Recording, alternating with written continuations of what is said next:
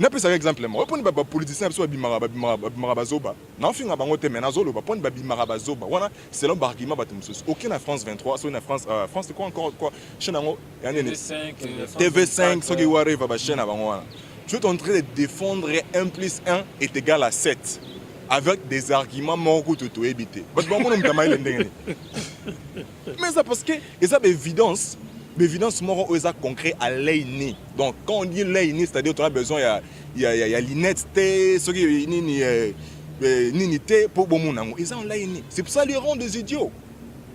Ils sont des idiots à cause de ça parce qu'ils défendent quelque chose. Si on a besoin de Congo situation sociale les a bien au bout d'un point. Au bout d'un point parce que ce monde en a oui n'a beaucoup sentir penamboka oyo donc faux. Donc c'est comme ça. Donc en quelque sorte vous êtes en train de préparer un coup d'état. Non oh, pourquoi pas un coup d'état sans ils ont moi ma bonne sécurité. Mimikolo Roma système va urne. Donc il faut urne par le voie par le voie quand je dis les voies c'est-à-dire il y a plusieurs vous allez prendre voie il y a urne donc vous allez prendre élection par gouverneur local bla bla bla ndé comment. Bosenga élection to ba une élection muto ya robima oh so bino 8 muto ya robima oh ba tricher aussi c'est dans la nini. Bon il faut comprendre aussi que vous allez comprendre et Congo et Ali Kamboba méfiance et moi trop bien à Congo pourquoi parce qu'appareil judiciaire on a fait ça la raté. C'est ça le problème. Donc vous accusez l'opposition opposition basa complice na destruction du Congo, opposition basa complice na malheur du peuple congolais, opposition basa complice na souffrance du peuple congolais. Maintenant au juste vous faites confiance à qui? Peuple congolais a fait sa confiance na yemo congolais. Parce que tu as fait tout ça élection pour président bango sani. Allons. Président, en plus c'est un pays africain s'il vous plaît hein. Un pays africain comme nous, basa souverain, parce que na ndenge pena so ba comparer Congo et États-Unis, na ndenge ya droit, il y a l'eau international, il y a droit international. Il y a pas la différence. Ce sont tous des États. Hein? Zuma web sa kabila lo salata, kabila président kabila web sana ni Zuma lo salata. Mais pourquoi bango hein ba voter ba kepe na parlement, gigi ba voter Zuma alongo. Mais ba soukuwa. Non, quand même ata ba soukuwa pe ça montre la démocratie. Il y a la monde au pays, il y a la démocratie, mon frère. Au moins, ok, place au Kenya, au Meminga sous musique. Parce que avant de commencer, il y a un Zuma, Zuma must fall, Zuma must go, something like that. Zuma quoi que Zuma ça la boue. Parce que la marche, dans la même mois, la image est confuse. Mais est-ce que tu as qui na moni ozam bino batu na moni batindio na kabila. Non. Depuis plus de 4 ans, Maxi Bien-être a non seulement apporté l'harmonie du corps, mais aussi des couples. Avec Maxi Bien-être, dites au revoir aux maux de dos, aux problèmes d'hémorroïdes. Maxi Bien-être est une solution buvable, très facile et pratique à utiliser. Versez le contenu du sachet dans un verre d'eau tiède, mélangez avec une cuillère et c'est tout. Alors, qu'attendez-vous? Maxi Bien-être, l'harmonie du corps et des couples.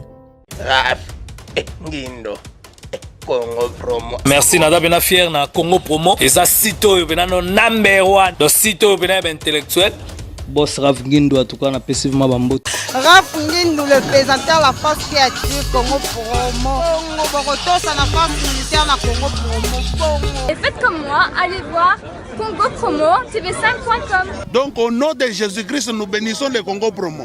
Avec Raf Ngindo Congo Promo ne tombera jamais. Bigolo Congo Promo ndé. Ouais, balobi Raf Ngindo, Congo Promo toujours, grande puissance. Come on. Congo Promo qui torcos net na film. Congo Promo babunda na nango. Raf Ngindo. Congo Promo.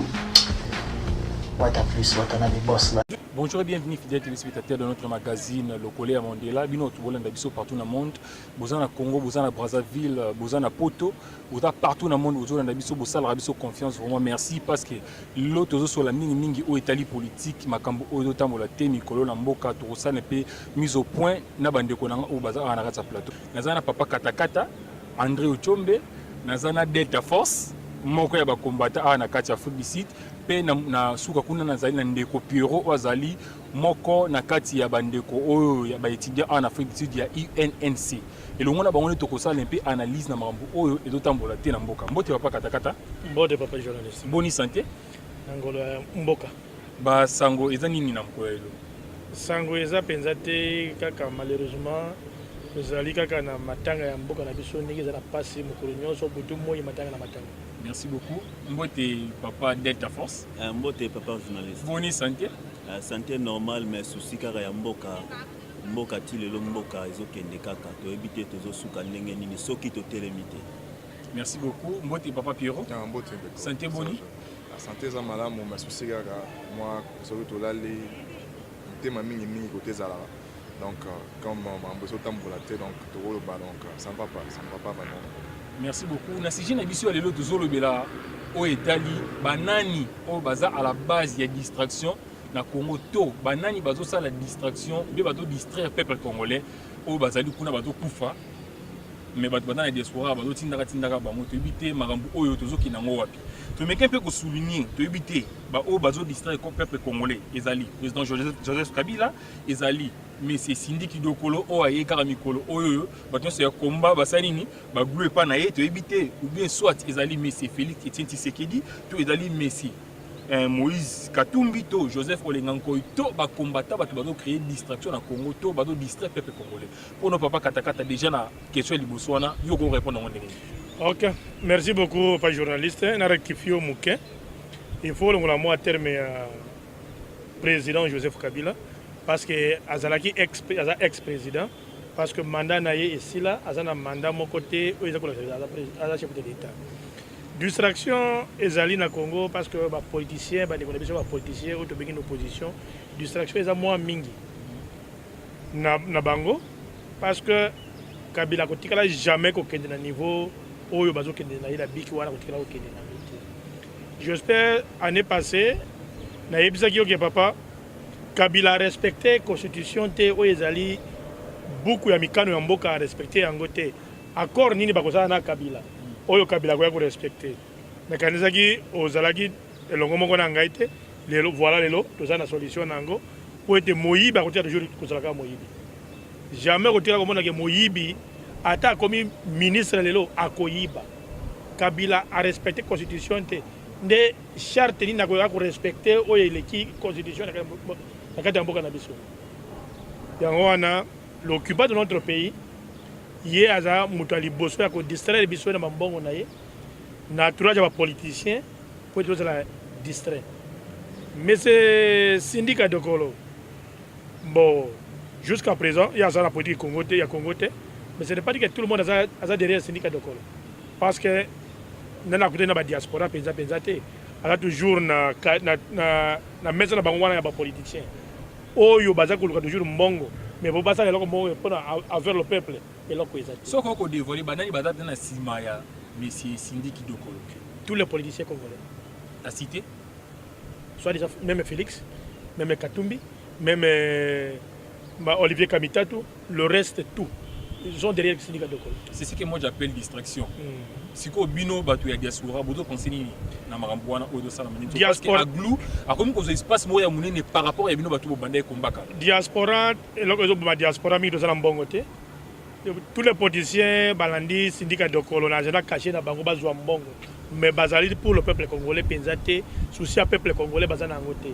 C'est pourquoi zo mona bazo kabona à tout moment bazo beda à tout moment pour na mbongo ba panzani lelo bazongani lobi bapanzani lelo bazongani lobi po ba yeba ndenge ya kolia mbongo malamu bato bazo ba politicien bazana ba mbongo mais ba congolais bazala conscient bazali conscient que non Congo eza ya bango baza prêt ya kobundela mabela la bango ata politicien moko te abimi na mbongo boye to sala boye azate tout le monde abimi la télévision à cause du peuple congolais pas que ko yiba lisuko leka bato nyonso mais on a besoin ba politicien to congolais wazala mbongo akuta na diaspora baso na diaspora baso la ke bolingi nini baye ba diaspora c'est pas tout le monde qui voit une diaspora kasi maye les ebéré para bango bato kanda eleki yango badi ko manifester kanda et muzu ya maloba et muzu mutu afingi mais ça ko finga na kati ya motema te les moyens que vous avez besoin na diaspora pour ça na ngoni boso mandoki be bosa na ngoni Papa, tu as besoin de moyens, de nyonso et conseil pour libérer Congo. Diaspora baza prêt à kosala yango. Merci beaucoup. Toi qui n'as pas d'être force. Il y a une question à répondre à mon avis. On répond papa journaliste batu bazo sala désordre eza ba politicien na mwana ndeke Joseph Kabila. Bangonde baza à la base ya makambo nyonso oyo ezosalama na Congo. Politicien azotala intérêt ya poche na ye ke intérêt ya peuple congolais. Yango bazo support Kabila président na bango. Oyo amoni ke aza na ba moyen ndenge bazolo baza na ba moyen dokolo nani Félix ba diaspora baza prêt ya nyonso soki mutu abimi ke ngai nazo soutenir ba diaspora toza prêt na nyonso pona kobenga na Joseph Kabila. Dans la carte ya makambo wana yo lingolo baki bino ba combattre boza na parti bozo distraire peuple congolais parce que bino bozo sala ba vidéo na ba YouTube ba vidéo par-ci par-là na ba Facebook bozo tindaka bato bato kufra libanda kuna bato kufra plutôt kuna na mboka bino ana diaspora boza en bonne santé bana na bino bango bino c'est bien bozo tango ba mitu kamera bato kufa na Congo. Papa journaliste soki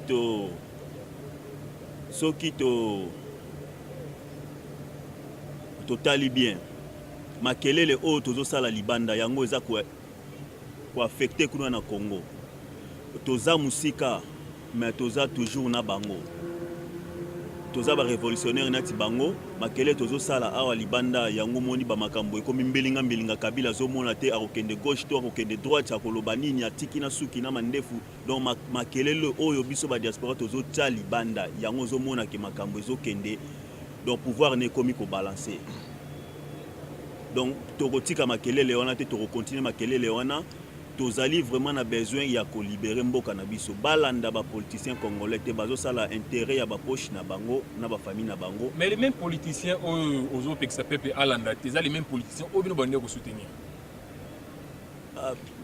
biso toko soutenir mutu oyo tomoni ke azana na posa ya ko libérer Congo tangu tokombona Sindiki Dokolo aye simio ki ayo libérer Congo ya bino so gloué pa na ye te biso na to otabwe banano identité na ye aza botama wapi etali ko bino te bino bokena nanu bo glou après so bomoni e bebi na kati bo libo se retirer mais bo sani ke ba vidéo bo sala ki ba post bo sala ki po biso na média to sala ba capture bilo to bo mango poto zongela biso nyonso toza batu ya Sindika Dokolo te biso toza ba politicien te biso toza ba combattant résistant donc tozo bunda po na mboka soki yo tomoni oye ke obimi ke nalingi na libérer mboka il faut tolandela yo toyeba wuti wapi osali nini ba ona nso ba osala na nyonso eza ba aventure biso en tout cas toza kuna te biso toza souci na biso ezali kaka ke ya kolongola mwana wana na pouvoir. Merci beaucoup na zongelo papa Piro yo na mambo oyo bien opinion na eza nini na question na utu poser. Merci d'abord pour la question. Pour la moni opinion il y a distraction na Congo na ebi ki bato belé nous allons prendre Sima ba TV boza contre ngai mais dans le bagage biso nyonso to ba distracteur on les opinions dans ngana. Oui pourquoi parce que au moment où tout ça la makelele sous intention que communauté internationale bon libérer biso non peut exemple non peut ça biso exemple moi on te comprendre oui bi lelo pour ni africain belé ba olela pourquoi Donald Trump pas président ba olela mais ngana le bango Donald Trump eza maman la chance pour les Africains depuis Donald Trump à la président il y a combien de guerres en Afrique non c'est expliqué oui bi il faut qu'on reconnaître que ONU est supporté d'abord les États-Unis supportent ONU à 60%. Ça il faut comprendre ça. Et on demande même na Irak bakenda kuna ba pesa rapport que ba bloko ya kuna te bakenda au sala. Na ozonga lisusu na biso. Webi lelo na pesa exemple na ben na pesa exemple. Na romi na pesa exemple nani hein, vous avez besoin de la campagne, vous avez bon parce que aux États-Unis ça coûte. Hein. Quand je dis aux États-Unis, parce que c'est eux qui supportent les organisations là, internationales, où on a auto la Ramis, où on a libéré. Aroya, neti Sony, oui Sony a besoin de content. Sony Aroya a proposé yo aussi la campagne, tu as rien du tout. Tu as rien du tout. On a financé campagne mais en retour il faut moi récompense moroboué quelque part et pas dans je comprends ce que je dis. Récompense moroboué quelque part et pas dans récompense en aux années non, c'est trop facile. On a un financement mieux sur tout le retour, il faciliter un coton, on a eu un secteur à Est et à Congo. Tu penses que si la personne là est devenue président, qu'est-ce qu'il va faire? Il va libérer. Donc c'est comme ça. Les lopes Kaming est en 2024 et comme Marambo 2040 ans, si je ne me trompe pas, 24 sur 2040. Fiu les boss les sous carburant et comme Marambo voiture faut de temps pour la batterie. Et là on est ça la batterie. Mercure et où en Congo. Multinational, basé na Sima. Il y a beaucoup de rapports au ONU déjà à Redija et Moko. Mais il est impuissant, pourquoi? Parce qu'il est supporté par les États-Unis d'Amérique. Donc pour nous, on a un chantage et là on mort. Tu peux faire exemple. Non, il y a un exemple. Tu peux faire exemple monsieur sous. La Bible d'ailleurs à côté, hein, blends, basé en négociation. Hein? J'ai d'ailleurs à tel émissamoy. À tel émissamoy, à Seigneur. Vous avez compris à tel émissamoy, pourquoi pas bon? C'était à cause de la terre, c'était comme ça. La guerre, ça, le Sud-Africain aujourd'hui, c'était pas par des négociations, mon frère. Israël qui taille sur les champs. Donc c'est ce qu'on a besoin. Et le c'est pour ça qu'on a des bisons sur tout ça, distracteurs. L'air a sonné, auto qui t'a bisons sur les champs. Tu as besoin même d'armes, s'il s'agit, vous aurez prendre tout l'air, vie, bisons down pour le Congo. We have to do it. Il faut tout ça là-haut. Il y a un bisson sur distracteur parce que on a une personne qui n'a pas respecté la constitution d'un pays. Alors un accord c'est rien. Ils ont papier rose en pas libre. Tout dans la deuxième guerre mondiale, accord n'a signé l'Union soviétique a signé na Allemagne et Sougandène. Il y a une agression et Sougandène. Donc c'est ça ce que je dis, nous tous nous sommes des distracteurs pour le Congo. Et déjà pour la déjà quelles sont les pistes et les solutions au la distraction on a la distraction dans mboka pomboke. Pour la distraction, mais il faut tout quitter sur les champs. Il faut descendre sur les champs. Quand on a armé, bien sûr, on peut descendre comme ça. Vous êtes ciblé déjà dans le Congo, on a des façons que sont quitter à partir de l'aéroport. Il y a toujours un moyen. Il y a toujours un moyen. On a repéré ça parce que M. Soubana, si ma TV n'a pas été moyen, il n'y a pas de étouffer. Donc je ne peux pas donner ça. Donc en quelque sorte, vous êtes en train de préparer un coup d'État. Non. Oh, pourquoi pas un coup d'État sans moi, ma sécurité. Mais le système va urne. Donc il faut urne par le voie, par le voie. Quand je dis les voies, c'est-à-dire il y a plusieurs. Vous allez prendre voie, il y a urne. Donc vous allez prendre élection gouverneur, local, blablabla. Et comment? Vous avez une élection, vous avez une élection, vous avez une élection, vous avez une élection.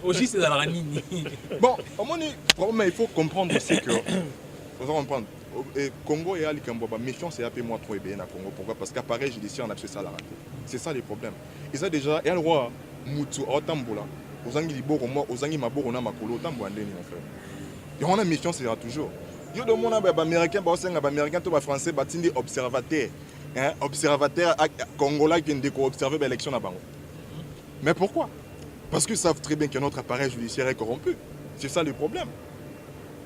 Et papa katakata soki nazongela mokie a tumoni papa olenga nkoi bazala kina bino na opposition na ebité soki azala ngambu nini mais il est en train de faire des déclarations étant qu'un opposant depuis abi hier ko mise en place il y a CNSA et ont prouvé que le président Kabila a ndimi ba élection et salama yo déclaration dans lobby boy na Congo élection ezala kate élection ezala kate même solenga koi ayebi Congo est un pouvoir coutumier. On a encore il papa n'est chef coutumier, mais Congo est un pouvoir coutumier. Congo, tous allés na présidenté. L'institution tout ya Congo est illégitime. Ni Assemblée nationale, ni Sénat, présidence, gouverneur, tout est illégal. Mais ils ont été votés. Basali coup d'état dans la constitution na biso. Ba violer la constitution au yabiso. Si le peuple congolais oyo balubake no constitution des peuple congolais droit bango bazui yango ba nyati yango. Bazui poubelle ba tie constitution na kati ya poubelle. Justice est dans Congo. Croyez-vous possible que non Moutuloko la Kanamboa à ça l'élection Moutumuso Koleka? Non, c'est fort possible. Ceux qui sont moyens, ils doivent voter dans le lobby, le peuple congolais ça fumo le lobby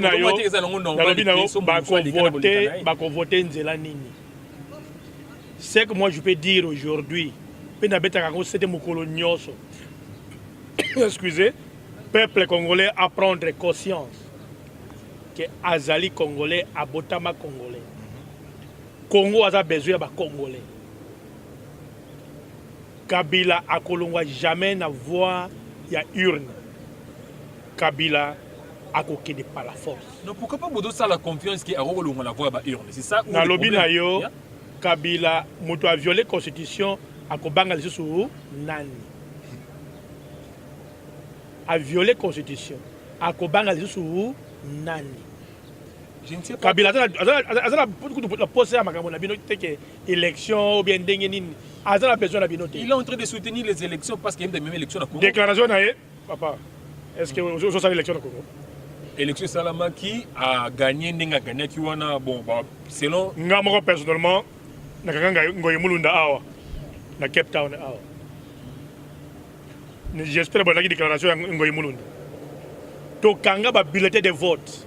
Nanu ba voter yango nano ba ekela na Congo te. Mais biso tozaki na disposition na biso awa. Tozwa yango. Vous avez de preuves à Mambo Bozolo ba. Nazo ba na ba preuve. Tozwa yango. To expédier yango na UDPS. Et pas président Tshisekedi. Que ba bulletin de vote oyo ba publier yango avant que ba bulletin oyo comme na Congo. Ils ont déjà souscrit. Eza déjà d'abord ba bulletin mususu elonga Tshisekedi déjà te. To lo ba yango que non. Bo publier yango avant. Pour moi que non élection eza fraude. Mais fraude yango ça la makinde ngeni. Président Tshisekedi lui-même n'a rien fait. A tika ko publier yango te. Suka nango Vital Kamerhe a publié yango après ba élection eleki ba lobi fraude yango yo ba bulletin de vote de l'Afrique du Sud de boyna boy. Donc vous accusez l'opposition opposition baza complice na destruction ya Congo, opposition baza complice na malheur ya peuple congolais, opposition baza complice na souffrance ya peuple congolais. Maintenant au juste, vous faites confiance à qui? Peuple congolais a fait sa confiance na yemo congolais. Il faut prendre conscience de ce qu'on a dit que non, aux gens souffrir pour les politiciens, bazo liam bongo butu mo.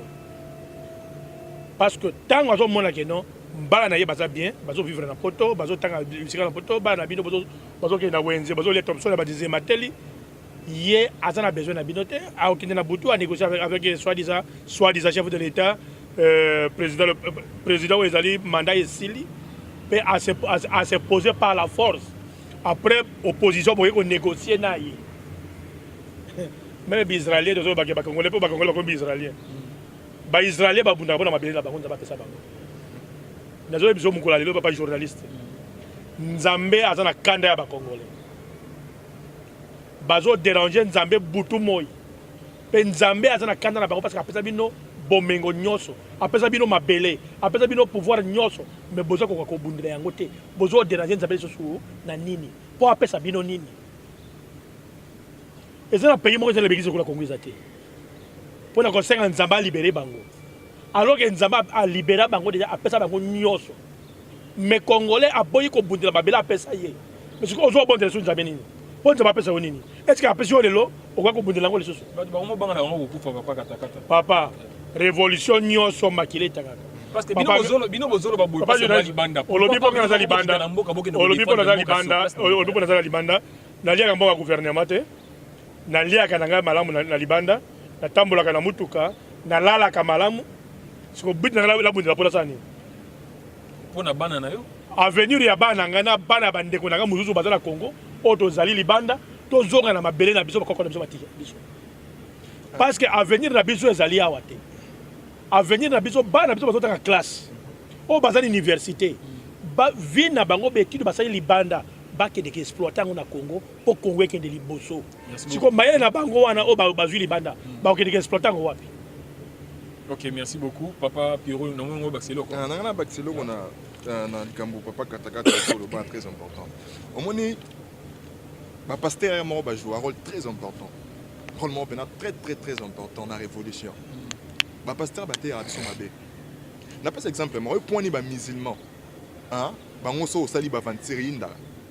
Parce que ba te bango depuis le bas âge. So qui okufi pour la cause moro ya bien. OK au mona hala. Avec 40 vierges. Donc vous accusez le pasteur. Non, j'arrive là-bas. Romo na ngana o ça la statement moro directement mais yo mo comprendre par maman na loba. Ozo comprendre là lobe. Abi que soit d'aide pour moi la muke. 40 vierges na lola biso sko ba chrétien to ke so kufi osali masumu obomi oke wapi wapi kote baloba na lifelo siko ya oko la bongo obanga okufa vous comprendre vous avez corrupted notre exemple moi Gédéon avec ses 300 ans est-ce que a une capacité au lobage non nzambe bomelanga batwana nzambe nga sala ngote mais pourquoi asenga nzamba tele misela moyi mon frère toi et pas et tous pas c'est notre combat il faut tout bunda tout sambila nzambe tous aten nzamba kita sala tant on est à l'issue vous comprenez nzamba rozo bana Israël a lingu si banga bimisa on a Canaan hein pourquoi tindaki Moïse abeti ndanda ma efungwami ils ont une procédure donc c'est ça ce qu'on doit faire c'est ça le problème il faut battre abisso bien battre abisso malamu battre abisso malamu et déjà un message plus particulièrement tout droit street na ba pasteur pasteur nyonso parce que biso doza poto fingate mais doza to apporter en plus pour na motivation pour na nini to éveiller peuple na biso en tout cas botera bango bien botera ba prospérité te robongate so mutaro sala te botera te bosambela pour na Congo te sans pour autant kombeza te il faut descendre sur les champs il faut oyebisa bango donc ça le roboye sambela nzamba opambola c'est comme ça se passe et alors il y a boxeur banene okangi makofi banene muninga na beto makofi bio nzamba obundela non c'est impossible ça ne peut pas se faire ça les matins nous qui malembe na suka ya interview na biso na bandeko na on embaki awa na plateau mais papa katakata question moko elinga awa nous sommes tous d'accord ba groupuscule les belozo bima Kabila dégage Kabila boboboboé atika azai illégal tout nyonso wane salama ce qui est arrivé que Kabila le président Kabila a longo na pouvoir what next pourquoi ça biso kasi muto azongi sika utaki parce que question na tuni yango parce que tozala na président Mobutu awa tozala le même problème président Kabila est le père les mêmes problèmes le fils Joseph Kabila paie les mêmes problèmes ceux qui les l'ont accueilli et là on dit oyo koya na sima pas journaliste rectifiez-moi maloba moké Kabila le père le soi-disant président illégal muto abattre président Kabila Laurent Désiré Kabila babomie po ete mopaya azwa pouvoir na mboka na biso soit pasteur bayebi malgré ba business na bango moyeba te ya propre ezate oyo nakata ba shop na bango so bayebisi bato polele nakata ba shop moye client sur nakata ya boutique na ye ezate mboka nyonso eza dirigé na mopaya eza la malédiction na mboka wana ngeta mboka nyonso mopaya zo dirigé yango eza la malédiction. Déjà pour vous en Afrique, combien de pays où le président va dans nazolo particulièrement mboka na ngai oyo makila na ngai oyo bakoko na ngai nazolo bela Congo na ngai da simane na koya kolobela Afrique biso ba congolais tolingi ke nzambe akosala nzambe akobundela biso na kanisi sur 100% ya batu oyo batala kata Congo 20% de bazobunda pour na Congo mais bonheur wana ezaka ya 20% wana te bonheur wana eza ya Congo mobimba muzo benga lelo katakata wa tozala libanda na kokufa vala ko kota kata Congo par exemple pour Moïse akota ka terre promise te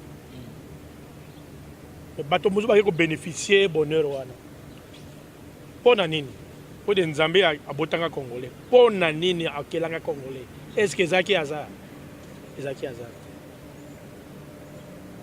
mais Congo wana ezali mabele ya bakoko na biso Kabila soka akei ezali mutu asuka kokende te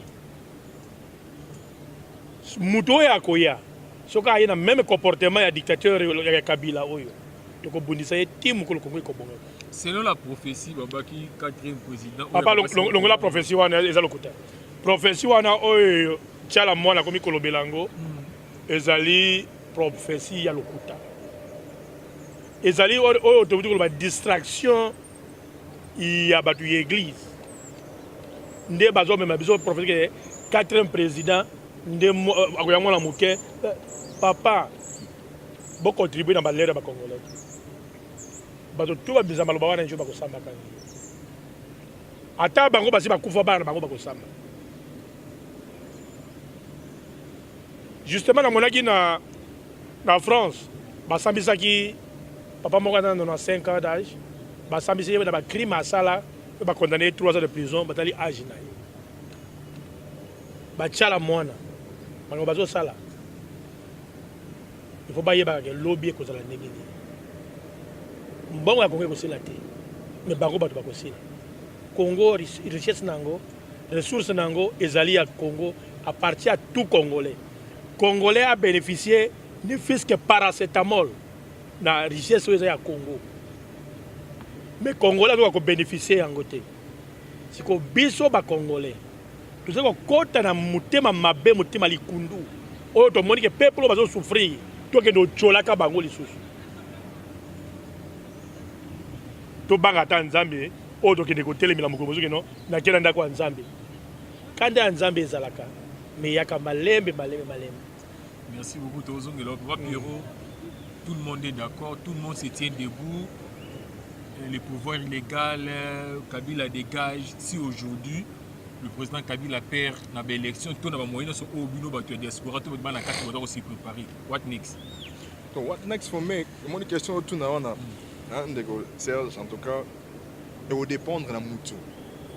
Oh, il remplacer nani. Est-ce que déjà maquillé les noces au boulot, vous avez déjà na moutou au préparé?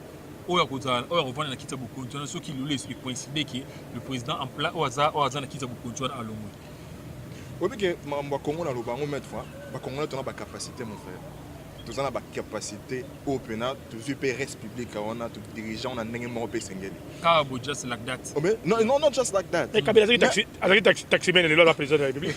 Pourquoi pas ba la biso bataki ba université belé pas cause ba président. C'est ça c'est où ma question et on a tout dit qui il faut quand même mutu mora za la préparer bozo mo la quand bazali et belé bazana mutu ba travailler dans mboka na bazali. Mais ce n'est pas le moment parce qu'il y a des gens. Merci beaucoup pour cette question. Déjà, on va répondre. On a un retour le B. What next? Il faut toujours. Et l'eau est ça, la mort est tamboula. On a l'obé là toujours et l'euro mettre. On a ma dit pas dans un sort. Et ça, justice, mon frère. Justice des salariés, Mboka et tamboula. Les lots, d'autres ça, l'élection sud-africaine, parce que je suis pas citoyen sud-africain. Sud-africain, d'autres ça, l'élection. Pour président, on va ça. Allons. Président, en plus c'est un pays africain, s'il vous plaît. Un pays africain comme nous. Baza souverain, parce que dans n'engé pénal, on va comparer Congo et États-Unis. Dans n'engé à droit, il y a l'eau il y a droit international. Il n'y a pas la différence. Ce sont tous des États. Hein? Zouma web sa Kabila le Rosalata, Kabila président Kabila web sana ni Zouma le Rosalata. Mais pourquoi Bango va voter ba kepe na parlement, gigi va voter Zouma alongo. Mais Basouki Non, quand même, ça montre la démocratie. Il y a un monde au pays, il y a une démocratie, mon frère. Au moins, ok, place au Kenya, au Meminga sous Moussika. Parce que avant, comme on a, il y a un Zuma. Zuma must fall, Zuma must go, something like that. Zuma quoi que Zuma faut ça la boue. Parce que la marche, dans la même mois, la marche est confirmée. On a mais et sous quoi puis à qui? Na moni ozama. Bino batu. Na moni batindio na Kabila. Non. Na répondre ce qu'on a. Diga bona vanda. Yeah. Na lobi boy. Cour constitutionnelle na bango. Bazaki na système ya kotombola maboko. Na parlement. Cour constitutionnelle lobby que non, pas question ya kotombola maboko boki na ba na élection. Parce que droit ezali. Cour constitutionnelle etelemeli Zuma oyibaki.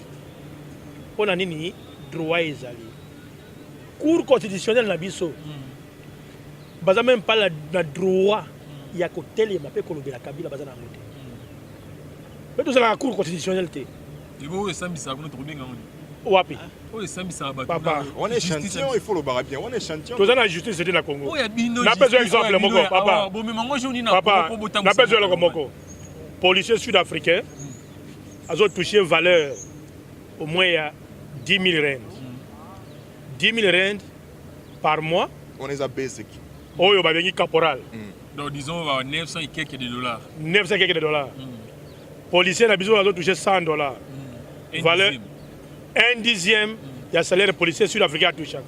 Mais yo policier congolais, bapesi yo mundu kekende oboma ndeko na yo oke obomi ndeko na yo neloko ozozwa te alors que soda na mosala ya soda le service commandé d'abord et puis réclamation après c'est tout à fait normal ordre mal donné ezaki exécuté te papa katakata yo soda ki soda nalobi boye général alobi ke sala boye yo ndo za général awa na kata diaspora oyebisi ordre mal sala boye na koyebisa mutu keno na lembo ka kabila bokimisa mutu wana yango na biso boye ordre mal donné et ça exécute pas basalelaka yango te ordre mal donné esalemaka te ordre mal donné soki bapesa ordre moko omonike no eza na elongobani te bakokanga yo mais mokonzi ayebi ke no soda oyo atelemi na lolenge bosembo oyoki nayebi yo boye bitumba oyo diaspora eza kobunda mpona kaka badiaspora te bapolisier na biso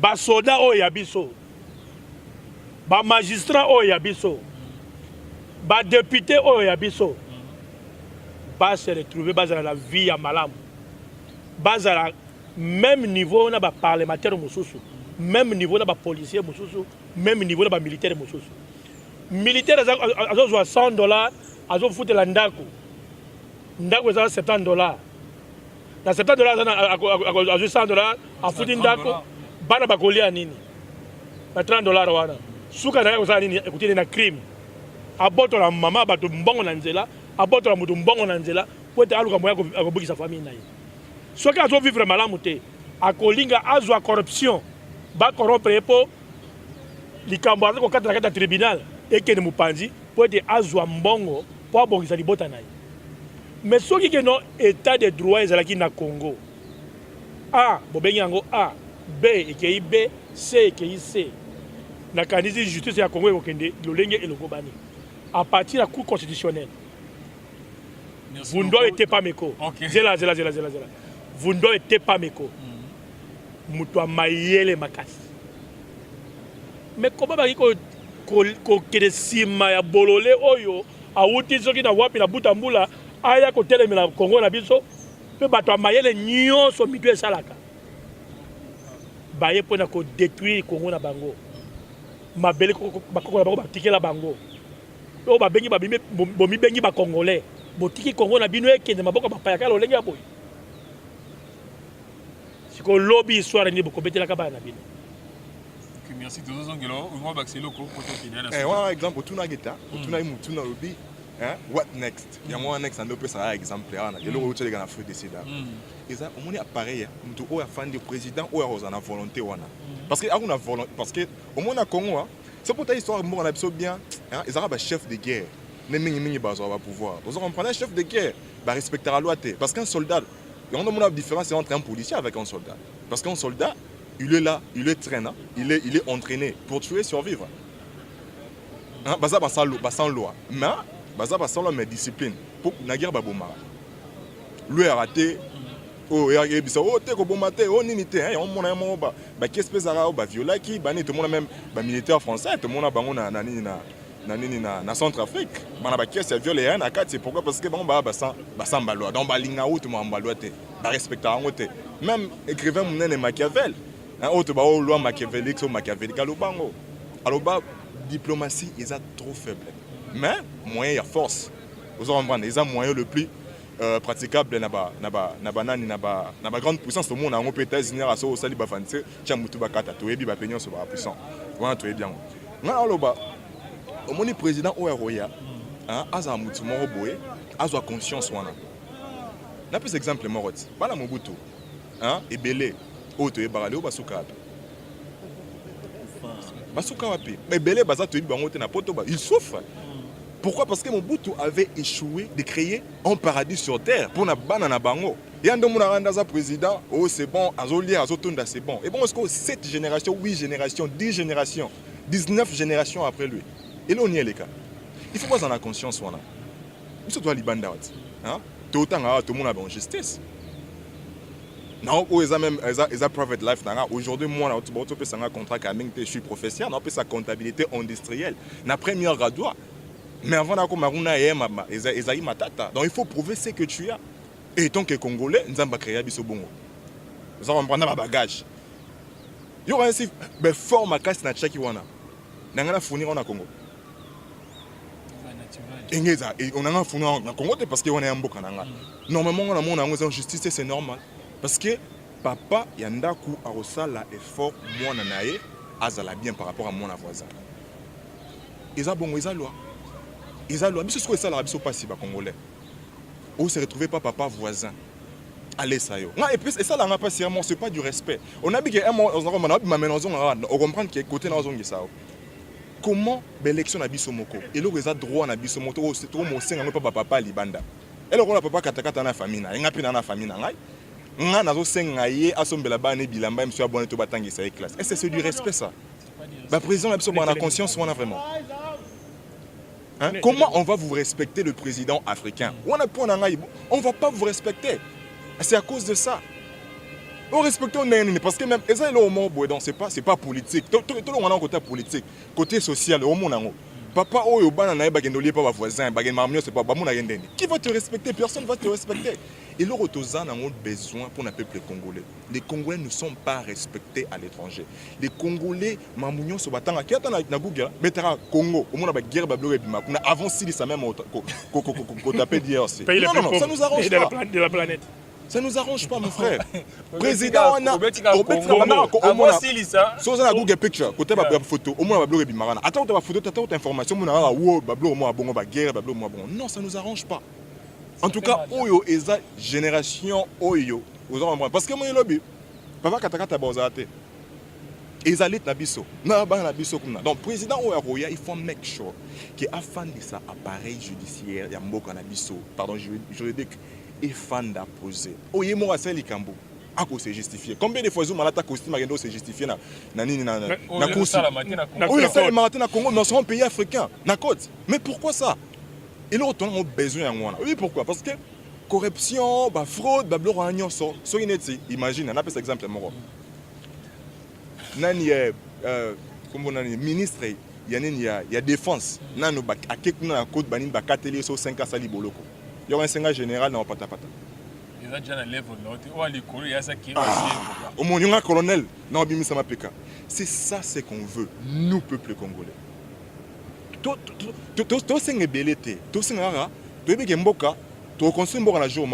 Ça va prendre du temps. Mais Batunyo se base à l'année moro. Batunyo se base à l'année moro. Congolais azata abimi na tongo ebige bana barolia asala musala aoke musala ebige barofuta ye ko aider akolisa bana atangisa bana. Tout le monde moi pratiquement ça me fait mal. Na Congo il y a plusieurs fois na beta batu na Congo on a mon famille mususu pena mama zo bondo na nzela bana nga balete ça fait 3 jours. Mon aime se pega na mbongo transport. Tu n'as pas de choix tant que patriote tant que ndekonayo ozana choix il faut ça nini. Il faut céder. Moi na opé ça mais na opé ça je regrette rien mais je regrette obi siko nga on a regretté combien de personnes au bazan la situation on a. Gouvernement c'est force responsable.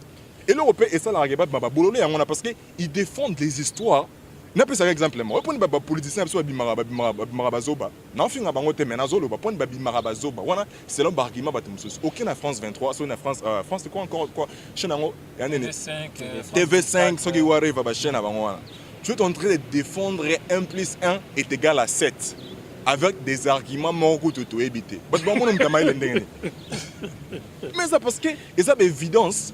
L'évidence moro est concret à l'EINI. Donc quand on dit l'EINI, c'est-à-dire qu'on a besoin il y a l'innetité, ce qui n'inité pour bon monde. Ils ont l'EINI. C'est pour ça qu'ils rendent des idiots. Ils sont des idiots à cause de ça. Parce qu'ils défendent quelque chose. Si on a besoin de Congo, situation sociale les a bien taillés au bout d'un point. Au bout d'un point. Parce que ce monde a oui, n'a beaucoup sentir penamboka oyo. Donc faux. Donc c'est comme ça. Président, dans un message, ex-président Oyaroya, il faut aller coacher la biso bloc. On n'avait pas en place, on a besoin de... ceux qui ont toujours en place, ou on a dit qu'on a acheté une bloc, voilà. Suite les années. Oh, ils sont en place. Tu as besoin de l'incapable, mais on s'est attaqué le besoin. Tu as besoin d'un côté. Tu as un sentiment, pas journaliste, tu as besoin d'un côté. Depuis 2001, 2017, 16 ans, on a pouvoir au salaire en côté. Mais la réclamation, c'est vraiment le moment où ça a passé. On a déjà peuple congolais qui n'a pas salaire. Même Congolais, Oyaza Congolais, Aïba na Congo, un étranger, Aïba na Congo, Aïba na Libanda. Congolais akoyiba atongi na kati ya Congo. Papa kataka omoni elo bazo kangela bino yango na otomona ndeko Eliezer Tamba Alex Tamba something Tamba Papi Tamba ba otosala débat moko boyona akangi o azali grand frère na ngai mukolo na ngai na makambo oyo papa Eliezer na maloba na ye moko maloba zoloba obozo baki maloba oyo bomba mama nga azo biso polele soki batie mbwana Kabila pour le moment Kanambe pour le moment, na kozwa mboa. Donc vous souhaitez que les Congolais aient un avant d'awana, Congolais akoyoka ndeko na mawa. Akoyoka ndeko na mawa. Parce que soki misala ezaka na kata mboka. Yo zwi musala opesi ye asali musala wana azwi mbongo akesombe pa mama na zando. Mama na zando akesombe bana mbongo ekozaka kotambola pe bato bazaka vivre moi malamu. Ozwi nyonso ya Congo, omemi yango na mboka na bino. Que le peuple congolais souffre. Nous avons souffert Libanda tinakati ya mboka. Comment nous souffrir Libanda? Mukolonyo sur téléphone na Congo ezo ya boti na mbongo na Congo. Ata ozana musala te okobunda po ba parana na kati ya Congo bazana passe il faut tinda bango ya loko. Président Mobutu azalaka na Congo, mbongo banda utaka Libanda. Président Kabila le père aye mbongo banda utaka Libanda parce que Libanda vie sociale leki ebelé par rapport ya Congo. O ya mwana pe aye rectifier le langage. Ok, le président actuel, parce que Ngana Rosa n'a pas il y a président Stéphane Nakatika. Est-ce que ce mona soit disant les politiques Kanambe à quelle diaspora que tu as Congolais, Bavani, Basololi? Non. Parce que Aza président, il y a Congo. Aza président ya Congo. Azali na droit ya kokende sika zo kende akutana na population na ye pe asilisi akei mais lokola ye akutana na population na ye mukoloni omona Kabila akei akutana na population na ye pe akei asololi na bango pe babetele maboko aza mutu aza bayina ye na mokili moko na moko azali irresponsable. Ngonga pena ndenge zo mema biso toujours ba mama konga ndenge zo mema so pena momba ngombango awa question nga peut-être ya suki ezali na bino so awa bo répondre yango. Bozo mona ndenge na ba activité nyeso oyo bo organiser ya ba oni mwana nsemi le ville morte bilo rono sona et puis et aboutir ne lo moko. OK, ne mona semi ezanini. Na kamuna sapo mwana nsemi ba scénario wana nyonso ezali Kabila za ko créer yango pour créer état d'urgence. L'état d'urgence a été gouverneur ba soda, ba ministre ba soda, après ba changer constitution. Nani mona semi obo soutenir ki lobi le lobo baluke lisusu. Ngala tika ko ebiso soutenir mona semi. Je parle au nom des combattants. Ce n'est pas tous les combattants, ce n'est pas tout le monde qui est appelé combattant, il est combattant. Les autres pas combattants, ils plus au cause de là. Les autres combattants peut perdre. Aux autres combattants, il y a opposition. Le combattant, ce n'est pas tout le monde qui est appelé combattant. Ok, merci. Je pense que tu as quitté Pina Nasuka parce que Ngonga Nemso vraiment est comme pour réclamer, pour réagir vraiment. Et comme ça sur réclamation. Déjà, Papa Pierrot, il faut nous compléter dans mon Papa Katakata Zolo sur ce qui concerne les démarches sur Boussali, les mon ancien attaque ou Koufi, ville morte et abouti ne l'eau moroté. Il faut nous opinion des années dans mon premièrement non évidence terre évidence peneza terre tangible ou la kisake yemta sala ki so nini eza complot mais par rapport à l'analyse des sigo eza trop classification sous forme y a 7 morts eza banini so scénario il y a scénario na ba évidence mort eza intangible dans sens né yo mutu na pesa exemple mort ozo bengati ozo sala révolution banini donc ozonga combat moko donc einda hein est-ce que au la discours ango obenga appel mais bino ba diaspora musala musala ya wana bana mukoyi no zomona bato marché papa ozoma depuis mukoyi no zomona bato marché balobi ke soulèvement de Lubuma Kabila après ba policier liboso na minduki bazo protéger ba manifestant de Lubuma Kabila depuis quand papa toza bana mikete mambo ende pas yo tumbolanga yango toza bana mikete bino bato ya diaspora bato ya combat mwana semi bino bato ya combat bosali bozo sala pompage bolobi ke bokomi ba maître ya juju ti bokende kobundisa président Kabila na Pretoria otuvango normal wana pena différence ni au sala place wana oya mwana semi bon normalement ko sala pompage na ninyama biso ke combattant ezali combattant hein et mususu mutaza osala pompage parce que frapper na motema esika papi soki mutazala ki yango pona te na biso ko moko koni na combat papi ala koni na combat c'est pour attirer population mais otali âge de taille ya papi sukani akobundana Kabila te ma yebi ke bodo créer base na la politique ayebi ke eya butu eya boy moyi soki biso na Kabila fara boy histoire de kotika est-ce que vous avez aussi qui bon mona ya terre mona papa na yebisa ki omukola ke no histoire de l'année événement de l'année au moins Kabila ya te soki Kabila ya na Pretoria événement de l'année papa même ba caméra na yo soki bakokanga mais na yebisi ok Kabila soki aza président ya solo atelemata 2 minutes après ça peuple congolais mboto ouais a confirmé qu'il a président Congo ata 2 minutes soki atelemi 2 minutes na peuple congolais na Pretoria na Union Building isika conférence ekozala na yebisi ok papa na tiki ba caméra oyo koya na kosuye pa na ngai te pe na kotika suko lekana na caméra te conclusion bato balindi biso bete na suka rôle bani bon pour la conclusion bato balindi biso il faut ba barara ke non en tout cas combat o eza combat moko te to fandi te to bato maboma te to za ba retardé mental te nde to sa combat o eza pona bien na bango moko pona bien na biso nyonso ata pona biso te mais eza pona génération na biso moko génération Rolanda biso ata même 20 ou combien de générations après biso il faut bazala bien donc combat na biso yango wana en tout cas combat eza que non le président en place on va comprendre ouais ça déjà illégal il faut longwa président Msusu aya azwa place na ye a installé pena ba système etambula comme il faut pena maman il faut ando futa mal les 30 bagé bazumbongo na bango bando futa manato so ya 50 c'est pendant que tu remis na 200 donc en tout cas on a besoin de changement dans mboka na biso le wana il faut ba retenir en mon cœur ba distracteur na biso moko pe ba distracteur bato ba créer ba distraction tu ebi ba distracteurs sont des distracteurs politiques na biso moko pe to créer ba distraction na biso na un peu exemple mon aime sur WhatsApp les arabes fani romo créer ba lek mo izanga tina banini OK tozana période moroté to créer ba bloc wana nani kuna indi baba fausse information ça circule donc en tout cas ça n'arrange pas donc il faut tous avoir conscience distraction moi on créer distraction na ndenge na sur le na plan sur la gauche droite papa kataka na yo cha distraction ezali même na ba WhatsApp wana banini parce que service de renseignement ya Kanambe ezali na ezako distraire ezako sala ba message moko boye pour ko paniquer bateau pour ko distraire bateau pour bato balongola focus na bango et pas ya chef na bango mais là on a ça peuple congolais anini mutu nyonso peuple congolais yeba boye Kabila aucune élection te to ko chasser na force nyonso oya lingi ke ba chasser soki mutu a promettre que no Kabila ko longola mandoki te azo banga CPI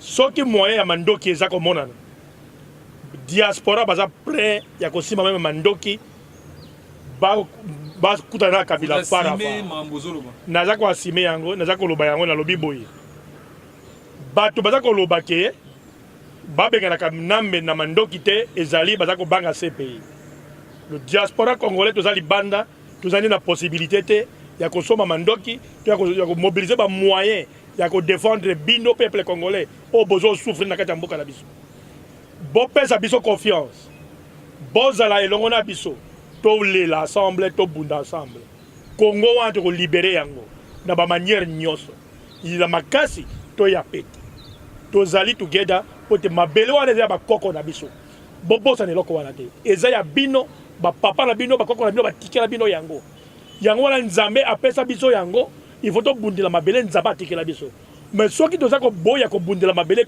nzambe apesa biso yango nzambe aza ko kanda na eloko wana po alobi ke apesa bino nyonso bomengo nyonso kongola za ko la pasi butu moi kasi oyo nzambe apesa biso to tia yango wapi to tikeli bangunda bapaya bazwa yango il faut to bundela yango po ete yango nzambe asepela na biloko apesa biso to bombi yango papa na ndako apesa telefone ozwi telefone okabi yango na balabala bato bozo bakomosaka na telefone est-ce que papa na ya kosepela na pasi amonaki ya kopesa sombela yo telefone wana na nyonso nzambe amona pasi kosalela biso kongo na biso kuba richesse apesa biso wana mpe tozwi yango tosundoli yango bokanisi nzambe akozala na esengo na eloko wana nzambe aza na kanda ya bakongolais ya koderangeaka ye butu moi botika koderange nzambe butu moi mpo akomi koyoka kanda mpo te mabele apesa bino boboyi kobundela yango boti bosundole yango kasi eloko nini ndiye akopesa bino oyo bino bokoki koya kobatela yango lisusu